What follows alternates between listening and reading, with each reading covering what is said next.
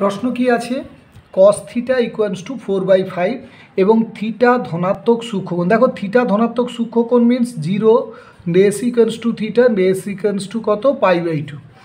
tan 2 থিটার value বের করতে বলেছে। আচ্ছা, given that cos theta equals to 4/5। এই ধরনের অঙ্কগুলো খুব তাড়াতাড়ি করতে গেলে একটা তোমরা ট্রায়াঙ্গেল ড্র করে নাও। দেখো এখানে cos মানে ভূমি বাই অতিভুজ আমরা জানি, তাহলে ভূমিটা 4K, অতিভুজটা কত 5K।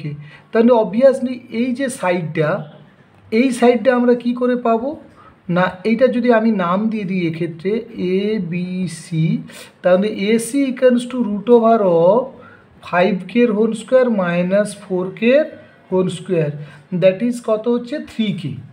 তাহলে দেখো তুমি এসি পেয়ে গেলে, তাহলে এখানে ইজিলি তুমি ট্যান থিটার ভ্যালুটা পেয়ে যাবে। ট্যান থিটা সমান কি, লম্ব বাই ভূমি, তার মানে কত 3K by 4K, that is 3/4। যেহেতু থিটাটা কি না সূক্ষ্মকোণ, অর্থাৎ কি 0, less theta, less equals to π/2, তাই আমরা কি করলাম, পজিটিভ ভ্যালুটা নিলাম। এইবারে দেখো আমাকে বের করতে বলেছে কি tan 2 থিটা।